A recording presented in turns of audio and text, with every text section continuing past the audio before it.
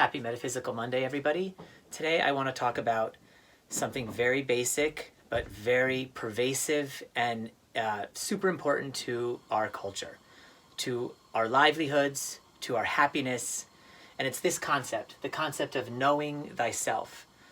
The idea of learning to know thyself is something that has been part of every religious tradition since the dawn of time.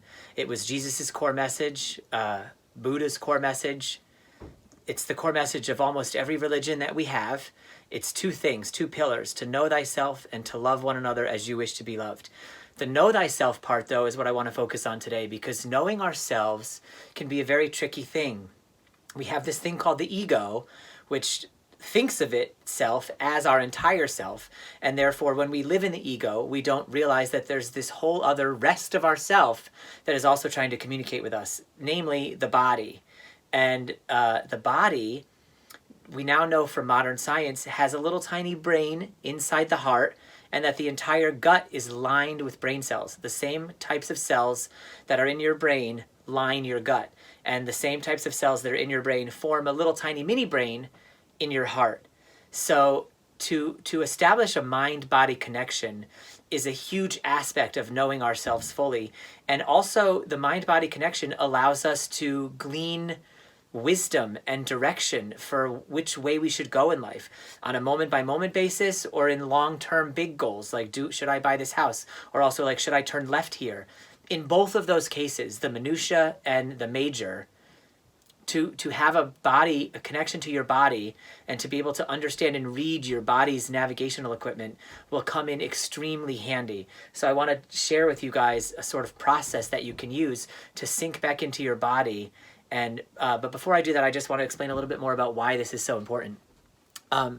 Language, as I've talked about before, is merely symbolic. Language, by its very nature, can only ever point to the truth of something, because language is something that we made up. We've all made it up, and it means what it means because we agree to it. So, for example, if I say juicy red apple, you can picture an entire image of an apple that's juicy and tasty in your mind. But no matter how much vivid detail you imagine that apple, it does not compare in the slightest to the lived experience of taking a bite out of a tasty, juicy apple. So the experience of the juicy apple is the truth. When I use the words, what a juicy apple, that's a symbolic representation pointing toward the truth, pointing at something that's true, but it is not the truth. The truth is our lived experience. What you go through day to day, what you encounter as you go about your life, that's the truth because you've experienced it. Experience equals truth. Words equal symbolism, always. So whenever someone uses words to try to describe the truth, they're only scratching at the surface. They're only sort of getting it, because the words themselves cannot be the truth. They can only point us towards the truth. The reason I'm telling you all this is because our brain, our literal head brain, has the neocortex, which is able to decode language. So when we think in these words, and then we're thinking in things that are symbolic, and we don't even realize that we're sometimes having false beliefs or convincing ourselves of something that isn't actually the truth, because we do all that convincing and thinking and brooding in words, which are only symbols. So by sinking down into your bodily awareness and connecting with your body, you can engage the heart brain, or the gut brain, which has all of the same cells, which means it has the same ability to think, it has the same ability to reason, it has the same ability to weigh options and to navigate for you as your head brain. The only thing that the heart and the gut brain don't have is the ability to decode language, which is a great thing, because what it means is that the heart brain and the gut brain cannot lie to you. Your body cannot lie.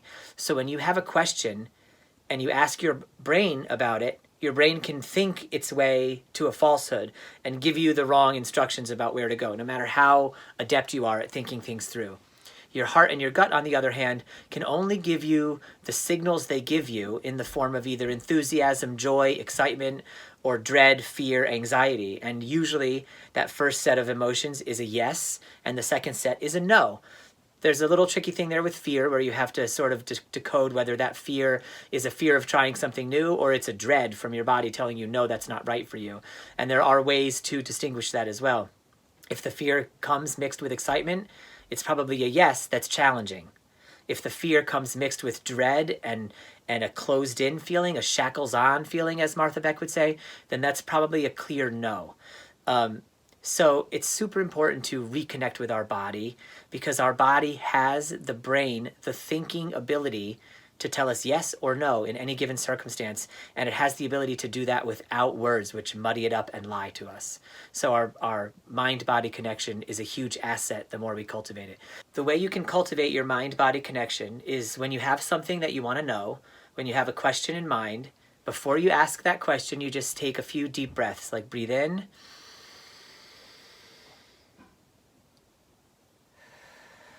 and breathe out, and become attuned to your body. By becoming attuned to your body, I mean let your awareness sink out of your thinking brain into your body.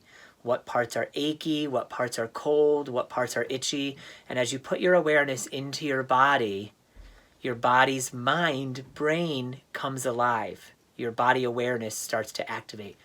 Once that's happened, that just takes a few calming breaths and then bringing your awareness into your body and whatever your body is feeling in that moment. Once you do that, you can then ask the question, and I find that it helps to say it out loud. Should I take that new job? You know, or whatever the question is for you. And once you do ask the question, don't allow your awareness to switch up into your brain to find out the answer. Stay in your body and start to catalog the sensations you feel. Not the thoughts, because they're made of words, and not the emotions, but the sensations. Did your skin get hot? Did your chest get tight? Did your heart open? Like whatever it is for you. Did your throat constrict?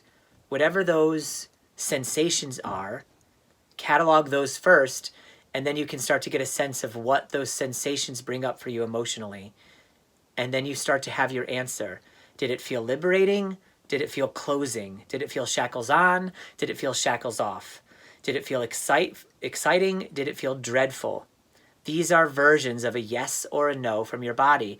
And as mystical as this might sound, and as metaphysical as this might sound, those signals can be trusted even more than the signals from your brain. Even more. The signals from your brain are good at reasoning things out once you have gotten the cue from your heart or your gut. We say these expressions, follow your heart and trust your gut, and they've become cliches in our culture and feel almost meaningless now. But the truth is, follow your heart and trust your gut became expressions made of words because they are merely symbolic expressions trying to point to a deep, fundamental spiritual truth, which is that you can trust your heart, you can follow your heart, and you can trust your gut. That those are real, literal, real abilities that you can cultivate by cultivating your mind-body connection through calming breath and other methods. So try that out. Let me know in the comments how it goes for you. But my main message for you today is know thyself, follow your heart, and trust your gut. 3 cliches are better than 1. Enjoy, and I'll see you in the next video. Much love.